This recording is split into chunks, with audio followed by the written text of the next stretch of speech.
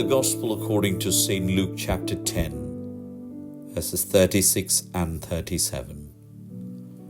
Which of these three do you think was a neighbor to the man who fell into the hands of robbers? The expert in the law replied, the one who had mercy on him. Jesus told him, go and do likewise. കള്ളന്മാരുടെ കയ്യിൽ അകപ്പെട്ടവന് ഈ മൂവരിൽ ഏവൻ കൂട്ടുകാരനായി തീർന്നു എന്ന് നിനക്ക് തോന്നുന്നു? അവനോട് കരുണ കാണിച്ചവൻ എന്ന് അവൻ പറഞ്ഞു. യേശു അവനോട്, നീയും പോയി അങ്ങനെ തന്നെ ചെയ്യുക എന്ന് പറഞ്ഞു. The road from Jerusalem to Jericho is not just a geographical path. It is the road of human suffering, where the wounded and forgotten lie waiting for mercy. നല്ല ശമരിയാക്കാരൻ്റെ ഉപമയിൽ യെരൂശലേമിൽ നിന്ന് യെരീഹോവിലേക്കുള്ള വഴി അത് ഭൂമിശാസ്ത്രത്തിലുള്ള ഒരു സ്ഥലം മാത്രമല്ല, പിന്നെയോ മനുഷ്യവേദനയുടെ പാതയാണ്. മുറിവറ്റവരും ഒറ്റപ്പെട്ടവരും ആരോരുമില്ലാത്തവരുമായി കരുണയ്ക്കായി യാചിക്കുന്നവരുടെ സ്ഥലം. The priest and Levite passed by, preserving their outward purity, while ignoring the inward corruption of a hardened heart. പുരോഹിതനും ലേവ്യയും അതുവഴി വന്നു. മുറിവറ്റ മനുഷ്യനെ കണ്ടിട്ട് അവർ അകന്നുപോയി, കാരണം ശാരീരിക വിശുദ്ധി കാത്തു സൂക്ഷിക്കണമായിരുന്നു.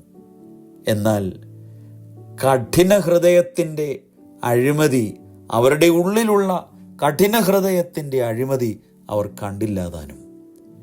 But the Samaritan, an outsider, did not ask, is this man one of mine, before showing compassion. എന്നാൽ ശമരിയാക്കാരൻ, പുറജാതി, അനുകമ്പ കാണിക്കുന്നതിന് മുൻപ് ഈ മനുഷ്യൻ എൻ്റെ ജാതിയിൽപ്പെട്ടവനാണോ എന്ന് ചോദിക്കുന്നില്ല. Love moved him, not obligation, not reputation, but a heart that saw and responded. സ്നേഹമാണ് അവനെ നിർബന്ധിച്ചത്, കടപ്പാടല്ല. അനുകമ്പയുള്ള ഹൃദയത്തോടെ അവൻ ഇറങ്ങിച്ചെന്ന് മുറിവേറ്റവന് സൗഖ്യം കൊടുക്കുവാൻ ഉള്ള എല്ലാ ക്രമീകരണങ്ങളും ചെയ്തു. How often do we walk past the suffering in our lives, avoiding the inconvenient, ignoring the uncomfortable? പലപ്പോഴും നമ്മുടെ ചുറ്റിനും നടക്കുന്ന വേദനകൾ കാണാതെ നമ്മൾ ഒഴിഞ്ഞു മാറുന്നു. കാരണം ഇങ്ങനത്തെ സന്ദർഭങ്ങളൊക്കെ നമുക്ക് അസൗകര്യങ്ങൾ വരുത്തുന്നതാണ്. Lent calls us to be good Samaritans, to bind the wounds of the broken, to pour out the oil of kindness, and to carry others to healing even at personal cost. നോമ്പുകാലം നമ്മെ ക്ഷണിക്കുകയാണ് നല്ല ശമരിയാക്കാർ ആകുവാൻ. മുറിവേറ്റവനെ അവൻ്റെ മുറിവിൽ അവനോടൊപ്പം ഇരിക്കുവാനും കരുണയുടെ തൈലം അവരുടെ മേൽ ഒഴിച്ചു കൊടുക്കുവാനും അവരെ സൗഖ്യത്തിലേക്ക് നയിക്കുവാനും കൊണ്ടുപോകുവാനും നമുക്ക് ഓരോരുത്തർക്കും സാധിക്കണം. Christ is the true good Samaritan who found us in our sin and carried us to salvation.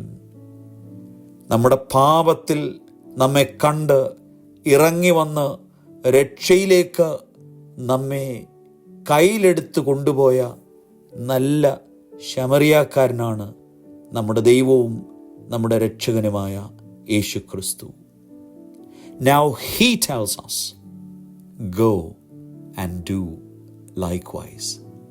നമ്മെ വീണ്ടെടുത്ത നമ്മുടെ ദൈവവും നമ്മുടെ രക്ഷകനുമാണ് നമ്മളോട് പറയുന്നു, നീയും പോയി അങ്ങനെ തന്നെ ചെയ്യുക. ദൈവത്തിൻ്റെ പരിശുദ്ധാത്മാവ് നമ്മെ ശക്തീകരിക്കട്ടെ. ദൈവം അനുഗ്രഹിക്കട്ടെ.